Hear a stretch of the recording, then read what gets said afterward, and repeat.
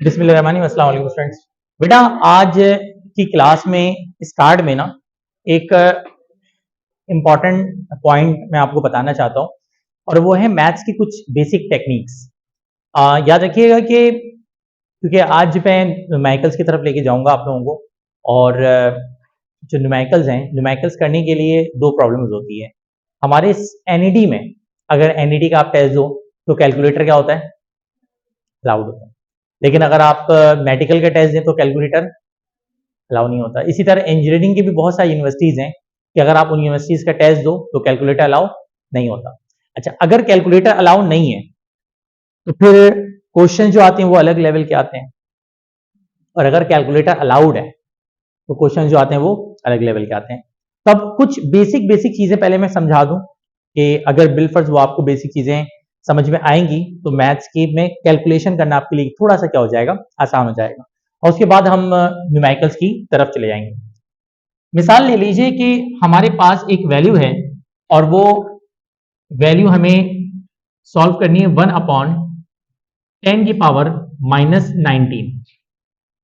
1 divide by 10 की power -19 करना है हमें, तो हम इसको डिवाइड नहीं करेंगे, डायरेक्ट इसका आंसर क्या आ जाएगा 10 की पावर +19।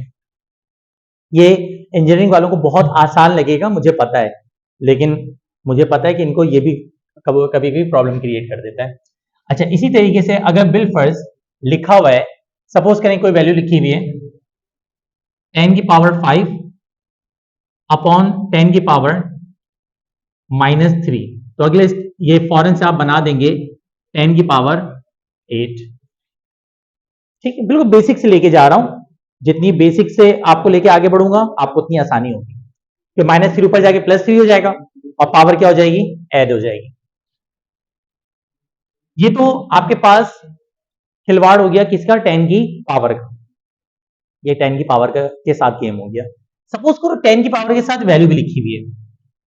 इमेजिन करें you have to solve the relation 3 into 10 की पावर -19, और सपोज करो लिखा हुआ है साथ में, मैं आसान से स्टार्ट कर रहा हूं, सपोज करो लिखा हुआ है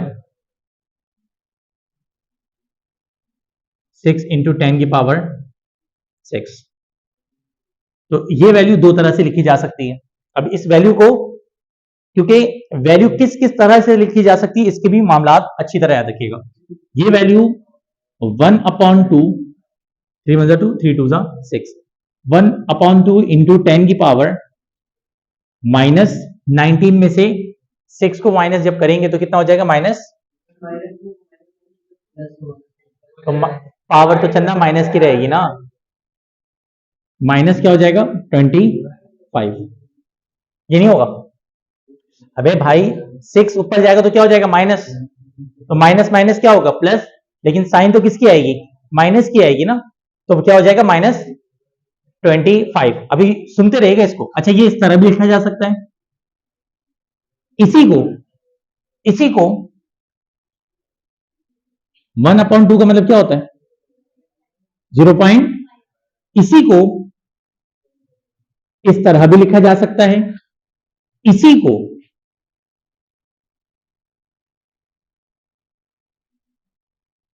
जल्दी से बताओ क्या होगा। अगर मैंने यहां पे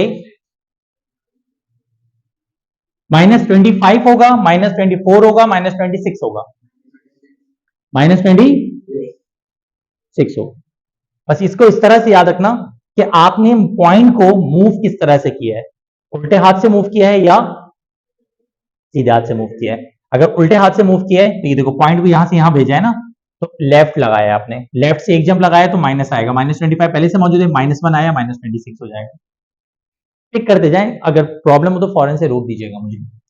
अच्छा, इसी तरीके से इमेजिन कर लें कि एक वैल्यू है, उसको लिखा हुआ है मैंने 0.0053, तो इसी वैल्यू को मैं इस तरह भी लिख सकता हूं 5.3 इंटू 10 की पावर बताओ -3। ठीक है। अच्छा, अगर सपोज करो एक वैल्यू है और वो इस तरह लिखी हुई है, तो इसी वैल्यू को मैं इस तरह भी लिख सकता हूं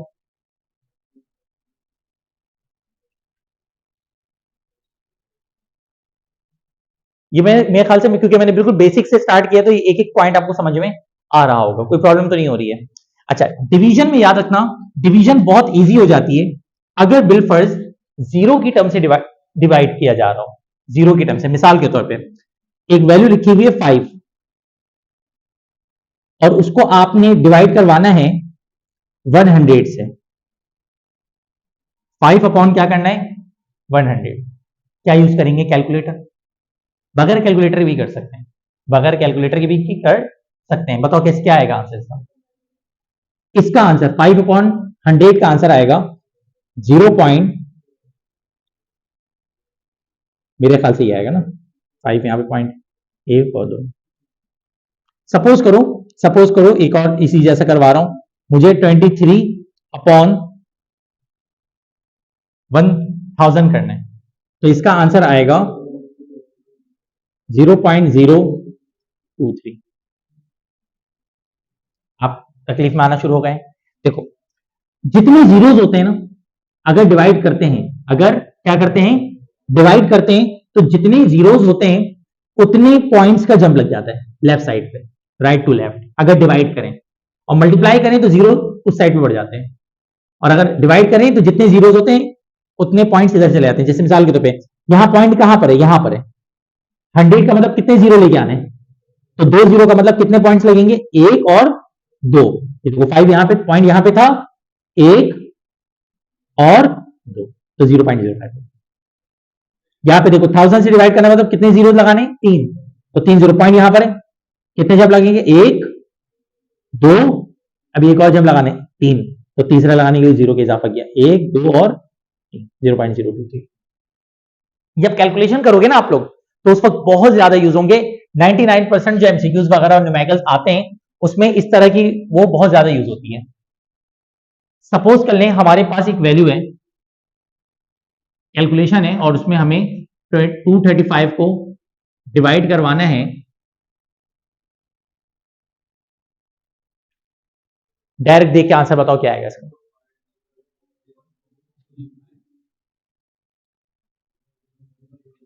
इसका आंसर आएगा 0.0235। टिक कर गए इस ट्रिक को। डिवाइड मतलब जीरो कंपोनेंट से डिवाइड करने वाली ट्रिक समझ में आ गई है सबको, आगे क्लियर। मेडिकल वाले स्पेशली, मैथ्स वालों की तो हलवा लग रहा होगा। मेरे बेटा कुछ नहीं है, जितने जीरोज है ना उतनी पॉइंट्स का जंप लगवाना है। जितने जीरोज हैं उतने पॉइंट्स का क्या लगाना है, जंप। कितने जीरो, 1 2 3 और 4। ये देखो यहां पे पॉइंट है, कितने जंप लगेंगे, 1 2 3, 14 भी लगाना है, तो 14 लगाने के लिए क्या करना पड़ेगा, देखो 1 2 3 और 4। चलो अब तुमने सवाल किया ना, तुम ही फंसोगी। एक वैल्यू है 2 डिवाइडेड बाई 100, बताओ क्या आंसर आएगा पॉइंट में इसका। आपने एकदम लोग नहीं बताओ उसको जी। 0 पॉइंट, ठीक है मैं तुम्हारी बात मान लेता हूं, 0.02। कितने जीरोज हैं, 2, यहां पे पॉइंट था 1 और 2, बिल्कुल सही जवाब है आपका। अच्छा ये 0.02 अगर है, ये बात क्लियर हो गई यहां तक। अच्छा सपोज करो हमारे पास एक वैल्यू है, अब ये वाली टेक्निक्स कैसे लगती हैं जरा देखो। सपोज करो एक आंसर आपके पास 0.09 मल्टीप्लाई बाय, आपको मल्टीप्लाई 0.09 को मल्टीप्लाई करना है। अब समझिएगा किस तरह बगैर कैलकुलेटर के फौरन सॉल्व करना तरीकेकार होता है। 0.09 को आपको डिवाइड करना है 0.03 से। अब इसके लिए आप क्या, आपके अच्छे और आपके अब्बा भी कैलकुलेटर यूज करेंगे, ये नॉर्मल है हमारे। इसके लिए क्या यूज किया जाएगा, कैलकुलेटर। लेकिन मसला ये है कि हमारे पास तो कैलकुलेशन आ गई इस तरह की और हमें कैलकुलेटर यूज करना अलाउड ही नहीं है, हाथ में कैलकुलेटर ही है। सबसे पहले इसको कन्वर्ट पता कैसे करेंगे, ये होगा 9/100। देखो किस तरह से ये बगैर कैलकुलेटर के सॉल्व हो गया। 9/100 समझ में आया कैसे। तो यार जब ये इसके बराबर आ रहा था तो अगर मैं इधर एक जंप और 2 जंप, कितनी जंप लगाए मैंने, 2, तो ये क्या बन गया 9/100। बात समझ में आ गई। जरा बताओ ये क्या बनेगा, 3/1 और 2, 3/100। 9 3 कचरे में खड़े बच्चे को भी पता होता है क्या होता है। 9 3 27, ये देखो 27 इंटू 10 की पावर 1 2 3 और डायरेक्ट आंसर आ गया आंसर 27। अच्छा, इसी आंसर को इज्जत के साथ इस तरह भी लिखा जा सकता है 2.7 इंटू 10 की पावर बताओ -3, क्योंकि इस साइड पे जमना। अब खुद सोचो, ऐसी कैलकुलेशन कैलकुलेशन इसी तरह की आएगी, ऐसी कैलकुलेशन है और ऐसी कैलकुलेशन में हाथ से कैलकुलेटर यूज करने की इजाजत नहीं है, तो बगैर कैलकुलेटर की सॉल्व हुआ ना ये। क्लियर हो रहा है? अभी मैं डायरेक्ट न्यूमेरिकल पे जाने के बजाय पहले ऐसी ऐसी शॉर्ट ट्रिक्स बता रहा हूं, मुश्किल तो नहीं है। चलो, आप लोगों को करने के लिए मैं दे रहा हूं, कैलकुलेटर को हाथ मत लगाइएगा।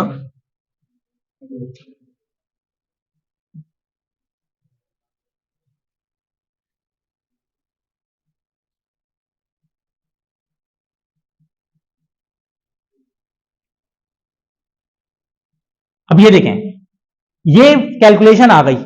मैं आपको चैलेंज के साथ कहूं, सेकेंडरी लेवल पे अगर आएगी तो आपके अच्छे भी क्या यूज करेंगे कैलकुलेटर को, ये देख के खौफ तारी हो रहा है, लेकिन आपको ये सॉल्व करनी है वैल्यू कैलकुलेटर को हाथ लगाए बगैर। पहले आप ट्राई कर लें, नहीं कर पाएंगे फिर उसके बाद जब मैं कराऊंगा आप देखिएगा बगैर कैलकुलेटर के मैं इसको सॉल्व करा दूंगा। सॉल्व करें, अभी याद रखिएगा मैंने सिर्फ बेसिक से स्टार्ट किया है।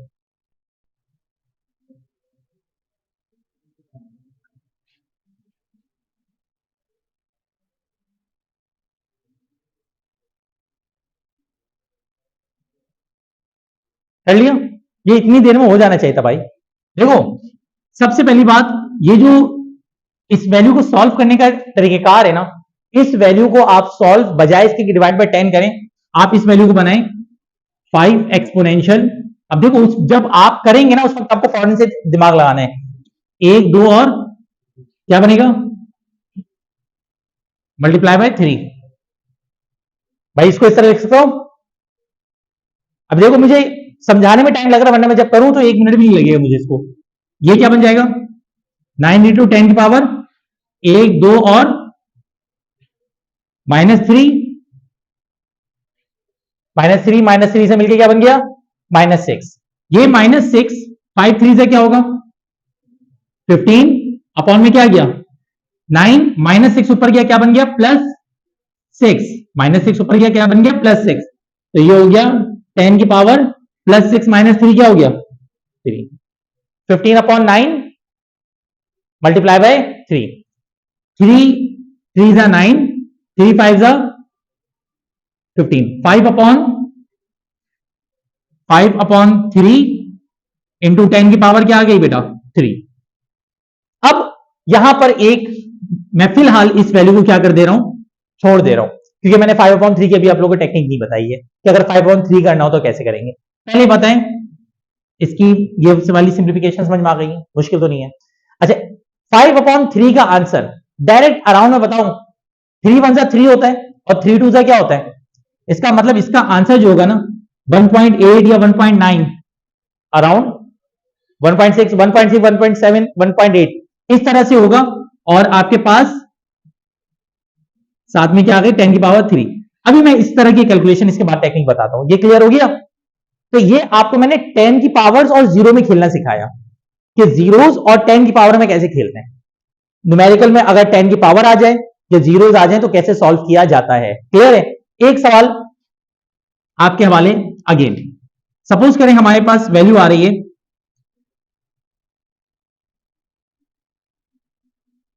3 एक्सपोनेंशियल -27 मल्टीप्लाई बाय 2 इंटू 10 की power -15 divided by 2 exponential -9 multiply by 10 की पावर -16। सॉल्व कीजिए तो फौरन से।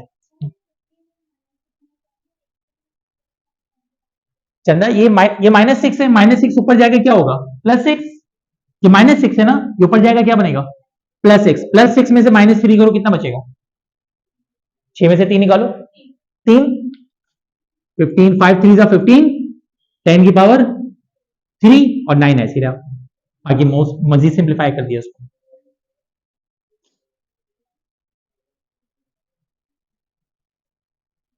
नीचे वाली वैल्यू सॉल्व करो जल्दी से। वीडियो में वैसे रिकॉर्डिंग करते हैं तो पीछे नहीं कर सकते हैं वीडियो को। हाँ ना, रिकॉर्डिंग चल रही है ना वीडियो। चलो खैर हो गई, आप लोग करें ये वाला तो करें। कर लिए वाला 3 2 6 अपॉन 2 10 की पावर -27 -15 माइनस +9 +16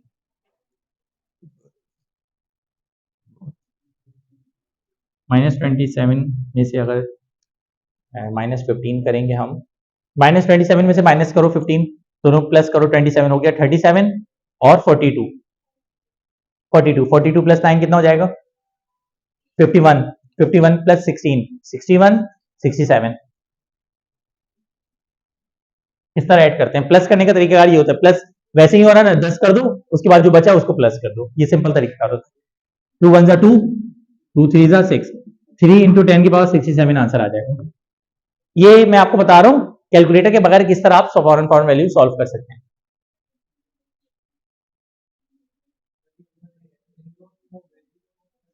मेरा बेटा ये -9 है -16 है, हाँ ना, इसको प्लस करेंगे ना, -27 -15 प्लस होगा।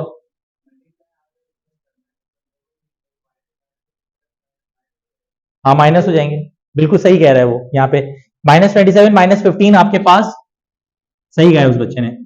-27 -15 आपके पास हो जाएगा 27 37 और 37 प्लस 5 42, ये बनेगा -42 और ये -9 -16 बताओ कितना बनेगा, 16 में 10 करते तो 26 होता, 25 प्लस 25 आएगा। ये माइनस का हुआ, ऊपर जाके क्या हो जाएगा, ये प्लस -18 आ जाएगा। अब 42 में से माइनस करो, 10 को करो, 42 में से देखो, अब मैं करके दिखा रहा हूं, 42 32 22 22 अभी भी 5 बाकी है, तो कितना हो जाएगा 17 हो जाएगा। ये बनेगा ना, हाँ तो काटे तो 2 1 2 2 3 6, हाँ तो भी वही बचेगा, 2 से 2 कैंसिल करो 3 बचेगा। वो तो कान यहां से पकड़ो वहां से पकड़ो, अगर सही कर रहे हो तो आंसर सेम ही आएगा। यानी आप 2 को 2 से कैंसिल कर दो, 3 बचा दो, तो मसला नहीं। क्लियर है? अच्छा देखो, मैथ्स जो होगी ना, मैथ्स के अंदर जब आप देखो, आपको जरूरत कहां पड़ेगी वैसे, इन टेक्निक्स की जरूरत कहां पड़ेगी, जब आप क्या करोगे न्यूमेरिकल्स। न्यूमेरिकल में हर जगह फॉर्मूला क्या होता है, अलग, हर जगह फॉर्मूला अलग होता है, कहीं पे रूट निकालना है, कहीं पे कुछ निकालना है, कहीं पे कुछ, तो हर जगह कंडीशंस भी क्या आ रही होंगी अलग। तो अब आपने हल्के हल्के ना अपने आप को लेके आना है कि बगैर, अभी जाहिर सी बात स्टार्ट है, लंबा एक अरसा गुजारना है, लेकिन हाथ सेट करोगे ना, तो जैसे जैसे हाथ सेट होता रहेगा तो आपको कैलकुलेटर की नीड खत्म होती रहेगी। और मैं एक और चीज दिखाता हूं, अभी तक हम 12 13वां पॉइंट, सपोज करो हमारे पास, हमें रूट निकालना है। अब जरा समझें, हमें रूट निकालना है 1 का, क्या आएगा, रूट ऑफ 1 1 आएगा। यहां पे प्लस माइनस की झंझट में मत पड़ो, वो मैथ्स में करते हैं प्लस माइनस, ठीक है। 1 का रूट क्या आएगा, 1 आएगा। बस इतना याद रखना, 2 का रूट रट्टा लगा लेना। 2 का रूट क्या होता है 1.414। ये अब मैं रूट्स की बता रहा हूं तरीकेकार, ये आपको याद करना है, रट्टा लगाना है कि जो आपके पास रूट 2 है वो 1.414 के ही बराबर होता है, जहां तक मेरा तजुर्बा है। कैलकुलेटर है किसी के पास? मेरे ख्याल से 1.414 होता है जहां तक मुझे, यही है। अच्छा जी, अब आ जाओ रूट 2 के बाद, ये कुछ आपको डायरेक्ट याद करना पड़ेगा। रूट 3 आपके पास बराबर होता है 1.7 के। रूट 3 किसके बराबर होता है 1.73। अच्छा, इसी तरह रूट 4 याद करने की जरूरत ही नहीं है, रूट 4 क्या होता है 2 होता है, तो जान छुड़ गई। रूट 5 भी आप रट्टा लगा लीजिएगा,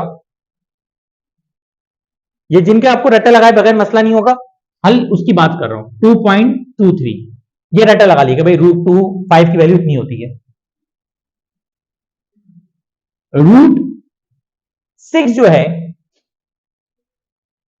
रूट 6 3 होगा, ये अच्छा है। √9 क्या होगा फिर? तुम मेडिकल की हो, मैं तुम्हारी बात माइंड करूंगा ही नहीं। डॉक्टर्स की मैं बात माइंड करता ही नहीं हूं, दिल से इज्जत करता हूं डॉक्टर्स की। √6 इसी तरह √7 भी आपको क्या करना पड़ेगा, याद, ये डायरेक्ट याद करना, ये जो बेसिक 4-5 रूट्स है ना, फिर मैं इसके जरिए अब आपको बताऊंगा कि तरीकेकार आएगा क्या। √7 2.64,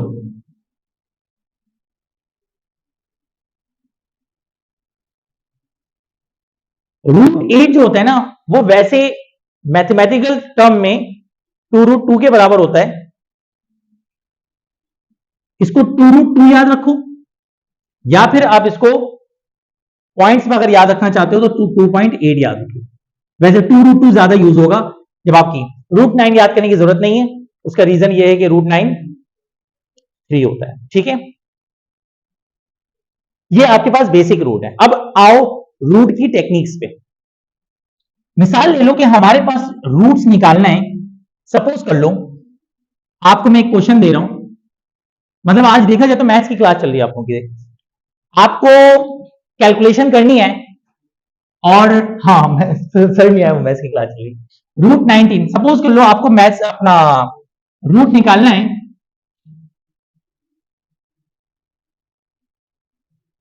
कितने बच्चे बगैर कैलकुलेटर के 2500 का रूट निकाल सकते हैं? कैलकुलेटर को हाथ भी नहीं लगाना है, 2500 का रूट निकालना है, आप निकाल देंगे, बताइए क्या आएगी, क्या आएगी? अच्छा, इसको अब तरीकेकार क्या है, इसको सिंपली सबसे पहले क्या करें, 25 को क्या कर दें, अलग। इसका तरीकेकार यही है, 25 को क्या कर दें, अलग। और 25 किससे मल्टीप्लाई हुआ था, 100 से। 100 को क्या कर दें आप, अलग। तरीकेकार ये, 25 अलग हो गया, दो जीरो अलग हो गए। अब आपको भले से इस पूरे का रूट नहीं आता था, लेकिन 25 का रूट क्या होगा, 5, ये तो आपको पता है। और 100 का रूट क्या होता है, 100 का रूट क्या होता है, 10। समझ आ रही बात, 100 का रूट क्या होता है, 10। अब अगर बिल्कुल आप 2500 का रूट निकालते हो, कितना आ रहा है, 50। बात समझ में आई? देखिए ट्रिक है, सिंपली आपने किया क्या, उसको ब्रेक कर दिया। चलो एक और मैं आपको देता हूं करने, ये समझ में आ गया कैसे किया मैंने, एक और वैल्यू देता हूं आपको करने के लिए।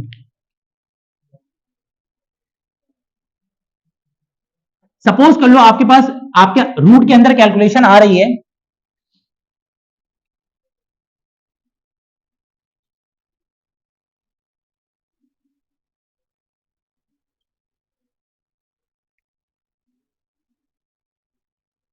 आपको 2000 का रूट निकालना है, जरा निकाल के दिखाएं।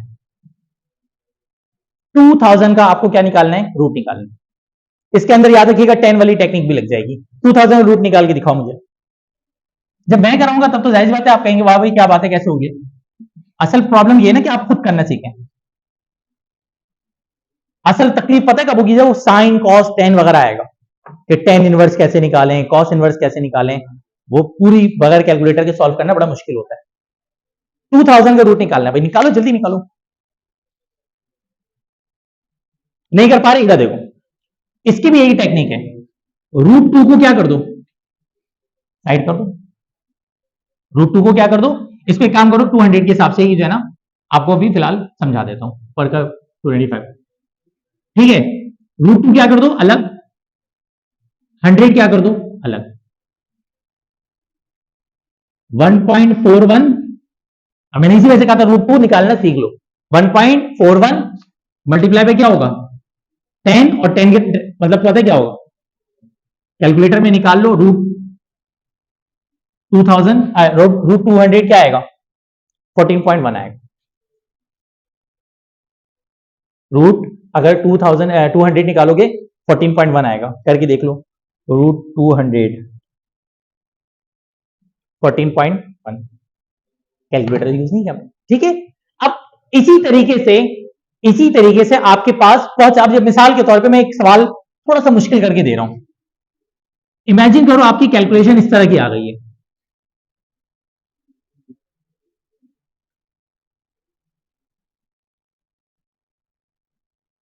बल्कि एक मिनट एक मिनट, मैं पहले जरा आसान वाला क्वेश्चन करा दूं। सपोज कर लो एक वैल्यू है, पहले आसान करा दूं, उसके बाद मुश्किल वाला दूंगा। सपोज करो एक वैल्यू है, उसमें वैल्यू आपके पास आ गई 9 इंटू 10 की पावर माइनस, या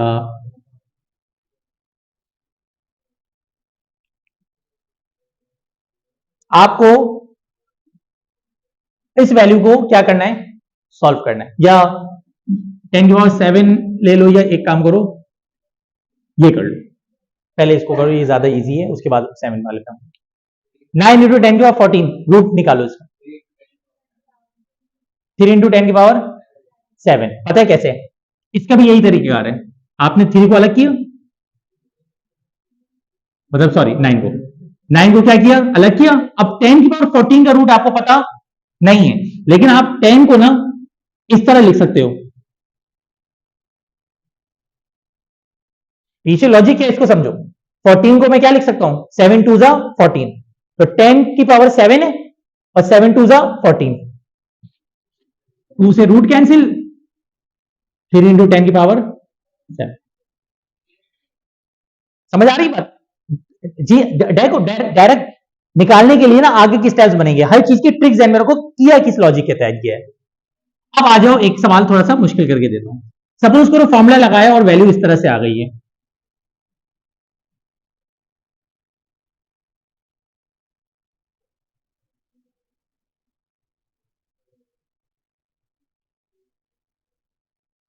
इस वैल्यू को आपने क्या करना है, विदाउट कैलकुलेटर सॉल्व करना है, ट्राई करना, हो ही ना जाए। कर लिया भाई, किसी ने किया, आपने किया? किस चीज में कंफ्यूजन है, पूछो। बात ये 3 तो घट गया, -42 आ रहा है, सही है, -42 को क्या होगा? हाँ ये बड़ी बदतमीजी हो गई, 49 होता तो 7 है। हर चीज। ये देखो भाई, बच्चे ने कर दिया 1.73 एक्सपोनेंशियल -21, नहीं करो बेटा, किधर आएगा -21, पता नहीं भाई, देखते हैं। लग तो ये रहा है कि तुम्हें सही है, तुम इंजीनियरिंग के होगे मेरे ख्याल से, मेडिकल वाले गरीब हो, हसरत से देख रहे हो चीजों को, आओ सामने देखो मेडिकल वाले बच्चों। पहली बात ये बड़ा आसान है, ऊपर तो क्या आ जाएगा, 3 आ जाएगा, 3 1 3, 3 3 9। देखो ये कितनी देर में सॉल्व होगा, 1 मिनट के भी काम नहीं है, 3 1 3, 3 3 9, ये रूट आ गया, इंटू 10 की पावर, ये कितनी -27, -15 हो जाएगा। अच्छा, -27 -15 27 37 प्लस 5 15, ठीक है। यानी मैं, मुझे भी पता है 42 में डायरेक्ट भी लिख सकता हूं, लेकिन मैं करने के तरीकेकार बता रहा हूं कि आप प्लस कैसे करेंगे, माइनस कैसे करेंगे। प्लस चलें 10-10 करके, माइनस भी करें 10-10 करके, फिर जो बच जाए ना उसको सॉल्व करना आसान हो जाता है।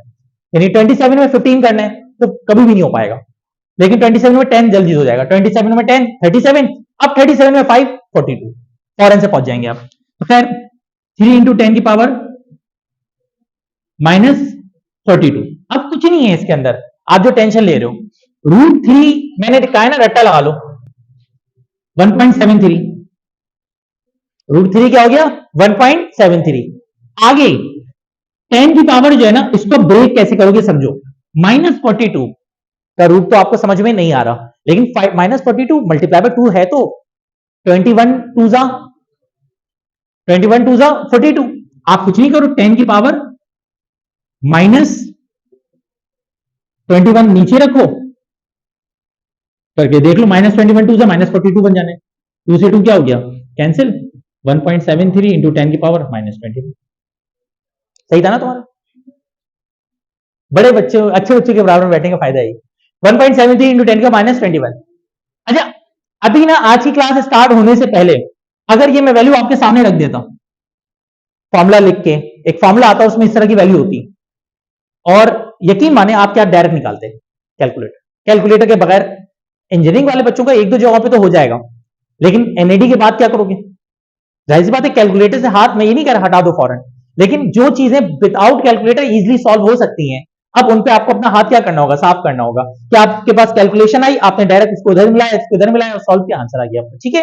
तो ये आपके पास रूट्स की मैंने भी आपको टेक्निक क्लियर कर दी कि अगर बिल्कुल कोई बड़ी वैल्यू हो रूट्स की तो भी आप सॉल्व कर सकते हैं। ये तो मैंने 0 के मल्टीपल में बताया है। इमेजिन करो हमारे पास जो वैल्यू है वो इस तरह की आ जाए। इसकी भी एक मैं आपको ट्रिक बता देता हूं, जुगाड़ू ट्रिक। सपोज कर लें हमारे पास रूट ऑफ 22 आ गया। अब भंड हो गया भाई, रूट आपके पास जो आ गया, ये मिसाल के तौर पे आपके पास रूट ऑफ 26 आ गया। 26 का रूट निकालो। अब मैंने आपको रूट 2 का तो रट्टा लगवा दिया, 3 का लगा दिया, आप कर लेंगे, बर्दाश्त कर लेंगे कि यार रूट 2 याद कर लेंगे, सही है सर, सर ने बोल दिया याद कर लेंगे, 3 भी याद कर लेंगे, 6 याद कर लेंगे, 9 करते करते याद हो जाएगा, तो रूट 8 भी याद कर लेंगे। लेकिन अब मैं बोलूं रूट 26 भी याद करो, या मिसाल के तौर पे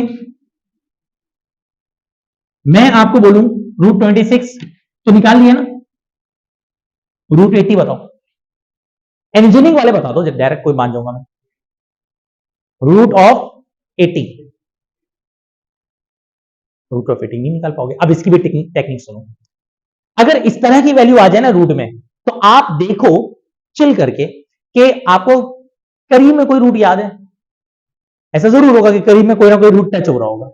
जैसे 26 है, 26 तो याद नहीं है, 26 तो याद नहीं है, 25 याद है। 25 का रूट पता है क्या होता है? 5। इसका होगा 5.1 या 5.2। इसका जो रूट होगा 26, एक ही वैल्यू ज्यादा है ना, तो इसका जो रूट होगा वो 20, अगर 25 का रूट 5 है, क्योंकि आपके पास जब आप एमसीक्यूज करोगे ना, आपको विद 100% एक्यूरेट आंसर तो चाहिए भी नहीं होता। आपने सॉल्व किया, सॉल्व करने के बाद देखा अराउंड आंसर होगा कोई ना कोई, तो जो करीब का आंसर है, मिसाल के तौर पे आपके पास एक वैल्यू थी और उसमें आपको रूट 26 सॉल्व करना था। ऑप्शन में ए है 4.1, ऑप्शन में बी है 5.1, ऑप्शन में सी है 6.1, ऑप्शन में 7 है 8.1। तो आप कहोगे 26 तो नहीं याद भाई, 5 याद है, 25 याद है। 25 का रूट क्या है? 5, 25 सही, समझ रहे हो? तो 5 तो याद था, 5 का 25 है, तो 26 एक ही ज्यादा है ना, तो यानी कि अराउंड वैल्यू, अब मैं देख लेता हूं, मैंने अपने हिसाब से लगाया है, 5.09 इसका रूट है। मैंने क्या लिखा? 5.1, और रूट पता है कितना है? 5.09 और 5.1 में कोई फर्क नहीं है। 5.09 अराउंड क्या है? 5.1 ही है। आंसर आ गया। रूट ऑफ 80 नहीं याद मुझे, लेकिन मुझे रूट 80 याद नहीं है, कसम से, आपके सर की कसम, झूठ बोलना तो रूट ऑफ 80 याद नहीं है, लेकिन पता है रूट ऑफ 81 याद है, 9। तो आपको पता है अगर रूट ऑफ 80 निकालना है, इसका मतलब अराउंड आंसर जो आएगा ना 8.9 या इस तरह से आएगा। देख लेता हूं कैलकुलेटर में निकाल के, मैंने कुछ किया भी नहीं है, मैं अभी डायरेक्ट लगा रहा हूं। रूट ऑफ 80 निकाला है ना, ये लो। हाँ, ये मुझे पता था तुम सवाल करोगी। मेरा बेटा, मैंने 82 थोड़ी बोला है, आगे थोड़ी बढ़ोगे, पीछे हटोगे। रूट ऑफ 81, 9 9 जा 81, तो 81 का रूट क्या है? 9। तो अगर 82 होता है ना तो 9.1 बोलता मैं, मुझे तो 80 का निकालना है, तो एक कदम क्या आऊंगा? पीछे आऊंगा। बात समझ में आ रही है? यानी आपके पास इसका मतलब क्या है? मैं चलो एक आप लोगों से एक और सवाल करता हूं। आपको रूट ऑफ 37 निकालना है, 6.1 होगा रूट ऑफ 37। रूट ऑफ 38 निकालना है, 6.2 के अराउंड होगा। 6.1 से थोड़ा ज्यादा होगा, 6.2 से मेरे ख्याल से कम होगा, 6.2 के अराउंड होगा। तो एक और चीज होती कहती है, जिसे कहते हैं अराउंड, के वैल्यू को आपने किस में खेल लिया? अराउंड में खेल लिया। ये मैथ्स समझ आ रही है किस किस तरह से सॉल्व हो रहा है, किस किस तरह से वैल्यू निकल रही है? प्रैक्टिस करेंगे ना जब, अभी ये तो मैंने आपको ट्रिक जो छोटी छोटी थी वो बताई है। इसके बाद असल चीज आएगी, आएगा न्यूमेरिकल। न्यूमेरिकल इसकी प्रैक्टिकल एप्लीकेशन होगी, यानी हमारे सामने एक न्यूमेरिकल आया होगा, उसके अंदर फॉर्मूला हमने फिट कर दिया होगा, फॉर्मूला लगाने के बाद वैल्यू सॉल्व कर रहे होंगे, और उसके बाद हमें हाथ में किसकी जरूरत पड़ जाएगी? कैलकुलेटर में। अब जब कैलकुलेटर की जरूरत पड़ गई, अब उस न्यूमेरिकल को कैसे सॉल्व करें विदाउट कैलकुलेटर, हमारा ये असल में क्या होगा? टास्क होगा। ठीक है ना? अच्छा जी, ये मेरे ख्याल से बातें समझ में आ गई। रूट्स का मामला भी हल हो गया, साइन कॉस वगैरह तो बहुत मुश्किल हो जाएगी क्लास। कोई सवाल करना है? ये लिख ले भाई आप लोग। 80 8 का रूट ना 2 रूट 2 इस तरह होता है। देखो ये 8 है ना, इसका एलसीएम लो, 2 4 जा 8, 2 2 जा 4 और 2 1 जा 2, तो 2 और 2 मिलकर रूट से बाहर आ गया, तो ये बन गया 2 और 2 रूट के अंदर फंस गया, तो 2 रूट 2। और अगर बिल्कुल आप 2 रूट 2 सॉल्व नहीं करना चाहते तो 2.8 याद कर लेना है। इसको एक और भी तरीके याद कर सकते हो, रूट 8 है ना, रूट 9 तो याद है, रूट 9 कितना होता है, अबे रूट 9 कितना होता है 3, तो रूट 8 क्या होगा 3 से थोड़ा सा कम, तो 2.8 2.9 के करीब जाएगी। इस तरह से कर सकते हैं, दिमाग है। देखो असल चीज ये है, अल्लाह ने आपको जो भेजा दिया है उस भेजे को आप किस तरह यूज करते हैं, सारा का सारा गेम भेजे का है बेटा। ये जाहिर सी बात है कि ट्राई करेंगे। एक बात याद रखना, कोई भी चीज ना स्टार्ट की क्लास में बता दूं, अभी ना पार्टी बुनियादी तौर पे मेरे हिसाब से शुरू भी नहीं हुई है। एग्जैक्टली पता है पार्टी शुरू कब होगी, तुम न्यूमेरिकल भी शुरू नहीं हो, असल पार्टी शुरू होती है जब सेकेंड ईयर का आप लोग एग्जाम दे देते हो। सेकेंड ईयर का एग्जाम दे देता है ना बच्चा, उसके बाद फिर उसको पता होता है कि अब मुझे कुछ नहीं करना भाई, सिर्फ एक काम करना है, और वो क्या करना है, अपनी टेस्ट की तैयारी करनी है। तो उस वक्त असल में धमाकेदार पार्टी क्या होती है, शुरू होती है, लाइन से 4 4 5 5 दिन क्लासेस हो रही हैं, रोजाना क्लास पढ़ लें। उससे पहले अगर बिल्कुल ये सारी चीजों पे हाथ साफ हो जाए ना, हाथ साफ हो जाए, मिसाल के तौर पर सेकेंड ईयर का न्यूमेरिकल कर रहे हैं, तो थोड़ा सा ऐसी बैठे बैठे सेकेंड ईयर के न्यूमेरिकल में ट्राई करके देखो कि विदाउट कैलकुलेटर सर ने जो जो ट्रिक्स बताई हैं उनके तहत हो रहा है नहीं हो रहा है, और मेरा आंसर क्या आ रहा है, क्योंकि उस वक्त आपके पास कैलकुलेटर खेलने का दिल चाहेगा, देख लेना, मेरा खुद दिल चाहता है कि आंसर जो मैंने निकाला कैलकुलेटर में निकाल के देखूं सही आ रहा है नहीं आ रहा है, होता है ये। तो आपके बराबर में कैलकुलेटर रखा हुआ है, आप ट्रिक लगा रहे हैं, ट्रिक लगा के सॉल्व कर रहे हैं, जब वो सेम आंसर आना शुरू होगा ना, तो हल्के हल्के आपका कैलकुलेटर से दिल खुद भरना शुरू हो जाएगा कि यार हम बगैर कैलकुलेटर के भी तो सॉल्व कर पा रहे हैं इस मैगल को। उसके बाद होगा क्या कि अभी अभी पेपर में 6 महीने तो भी बोर्ड के पेपर में बाकी, अराउंड 5 महीने, right now it's December and पे है ना, जनवरी फरवरी मार्च अप्रैल मई जून में पेपर है।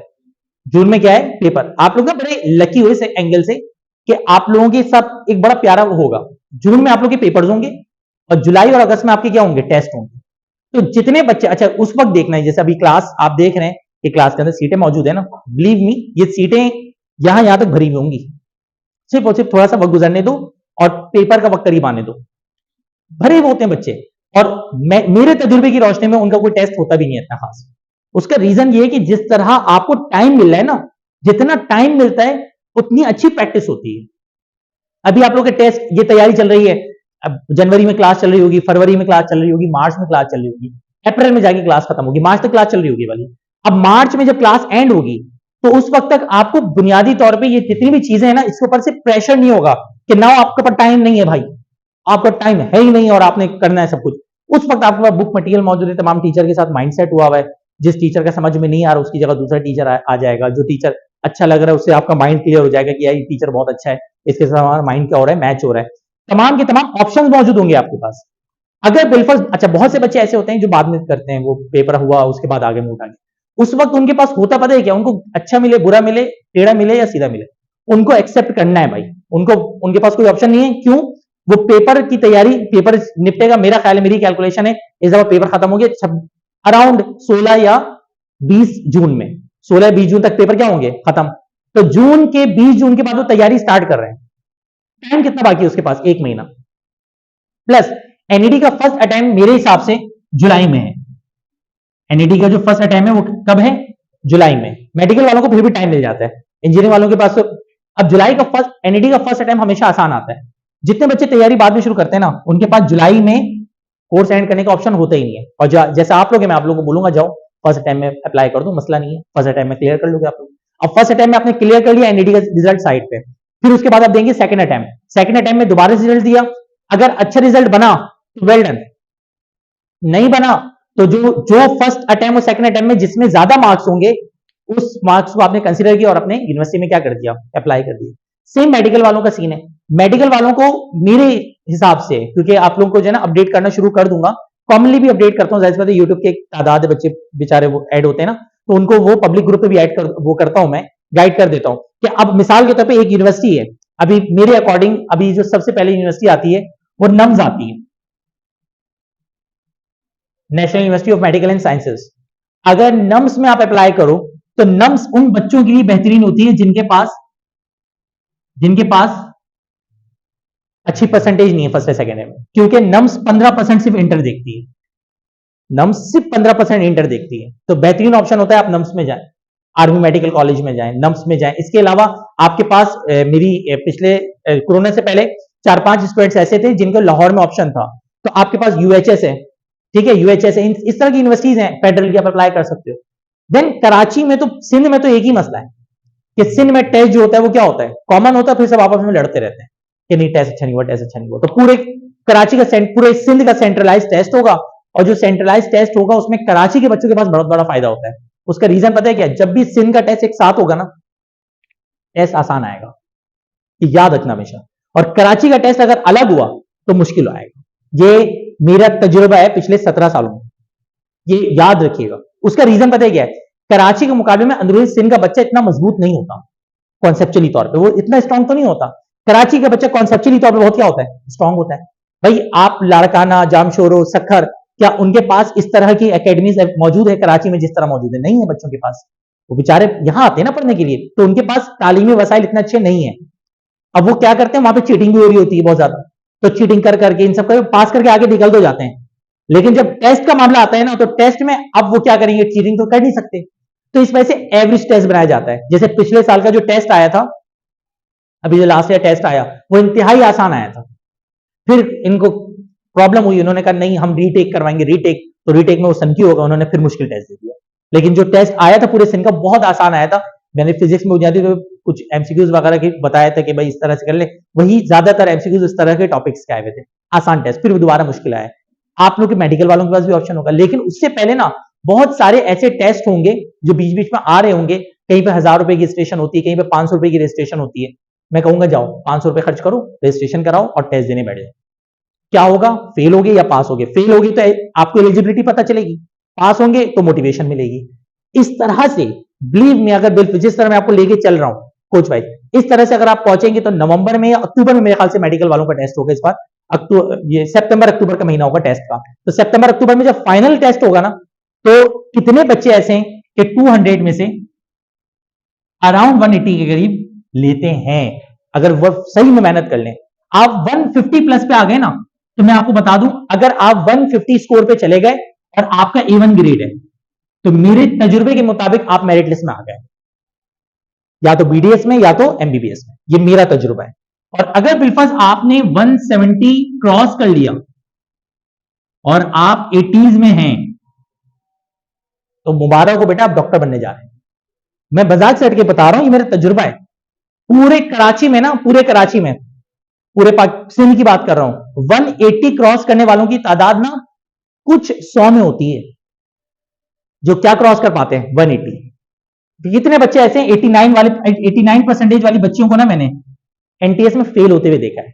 मेरी कितनी सारी बच्चे हैं जो पिछले साल, जो यही आप लोग के ग्रुप की बात कर रहा हूं, पिछले साल में नाम नहीं ले रहा, वीडियो बन रही है, आप लोग जानते होंगे ना सेकेंड की बहुत सारी बच्चियों को तो जानते ही होगे तुम लोग, जाहिर सी बात है, ठीक है। बच्चों की बात कर रहा हूं, बच्चों को जानते होगे, उन बच्चों से पता कर लेना। मैं क्लास, अभी इसकी जो दोस्त बैठी हुई, जो बाहर हमने लड़की नई अपॉइंट की है, ये पिछले साल की बैच की बच्ची है ना, आप लोग तो जानते हैं सारे। तो इसके ग्रुप में, ये पढ़ने वाला ग्रुप था बहुत अच्छा, ये पढ़ने वाला बच्चा था बहुत अच्छे। इसमें A1 ग्रेडर भी इनके क्लास में मौजूद है, A ग्रेड भी मौजूद है। लेकिन वो गए बड़े बड़े इंस्टीट्यूट में गए नामवर, और कब उन्होंने एडमिशन लिया था, बहुत पहले लगे रहे और पास तक नहीं हो पाए, फेल हो गए। प्रॉब्लम पता ही क्या है, नॉर्मल तो बच्चा समझता है मैं ये बुक की तैयारी करूंगा पास हो जाऊंगा, मैं इस बुक की तैयारी करूंगा पास हो जाऊंगा। अभी तक 8 या 9 लेक्चर्स हो गए, मैंने एक बुक को टच नहीं किया। मैं सिर्फ और सिर्फ बेसिक बनाने पे जोर दे रहा हूं। जिस दिन आपकी बेसिक खड़ी हो गई ना, बेसिक चीजें कि भाई मिसाल के तौर पे इलेक्ट्रोमैग्नेटिक इंडक्शन ये चीज होती है, यूनिट्स ये होती है, डायमेंशन ऐसे निकालते हैं, ये वाली कैलकुलेशन ऐसे करते हैं। फिर आपके हाथों में ना ये जो बुक है, वैसे आज दे दी गई ये बुक, और आप लोगों को ये देखें, ये बुक आप लोगों की ऐसे ऐसे कितने एमसीक्यू से बनाए हुए मैंने, ये आपके हाथ में थमा दूंगा, लो बेटा घर में सॉल्व करते रहो। अब जब ले लेना तुम जाते हुए, ठीक है ना, सॉल्व करते रहो बैठ के, और आप सॉल्व करते जाए, मसला नहीं है। लेकिन एक और, अगर मैंने बेसिक बनाए बगैर किया ना, तो पीछे से क्या करोगे, आंसर की रट्टा लगाते रहोगे। मशवरा दे रहा हूं, फिजिक्स हो, केमिस्ट्री हो, बायो हो, मैथ्स हो, कोई सा भी सब्जेक्ट हो, क्योंकि लीड मैं कर रहा हूं आप लोगों को। मेरा एक मशवरा है, जब तक एमसीक्यूज का कॉन्सेप्ट क्लियर ना हो ना, रट्टा मत मारना। टीचर आपका मुलाजिम है, रेस्पेक्ट के साथ, बस ये याद रखिएगा, रेस्पेक्ट के साथ आपका मुलाजिम है, उसका काम यही है, वो पढ़ाने आए हैं आपको। आप पूछेंगे सर मिसाल के तौर पे ये जो एमसीक्यूज है, ये इसका आंसर द ऐसा unit of electric charge is coulomb. अब आपको समझ नहीं आ रहा कूलम है तो आप पूछे टीचर से कि भाई कूलम कैसे हो गया सर, वोल्ट क्यों नहीं हुआ सर, वहां पे तो ऐसा था। आपके जब बुनियादी तौर पे कॉन्सेप्ट क्लियर हो गए ना, और आप किसी भी एमसीक्यूज के मुतालिक की को देखे बगैर, वो कहते हैं ना एक शॉट मारे और बंदा आंखें बंद कर लेके पकड़ रहा है 6 मारा है। कुछ प्लेयर्स होते हैं इस तरह के कि जब वो शॉट मारते हैं उसके बाद गेंद की तरफ वो देखते भी नहीं है। भागना नहीं, इतने जौड़े नहीं होते। मैं बता रहा हूं, मैंने कुछ प्लेयर्स ऐसे देखे जो आपके पास मिसबाउल हक जब भी 6 मारता था, मिसबाउल हक के 6 एबी डिविलियर है, ठीक है, एबी डिविलियर है। शॉट्स मारने के बाद अभी आजकल साइम अयूब है, साइम अयूब का जो लेफ्ट का वो जब मारता है ना पीछे देखता भी नहीं, उसको पता होता है कि गेंद बाउंड्री लाइन के बाहर गई है। तो आपके पास ये याद रखिएगा, उसको देखने की जरूरत नहीं।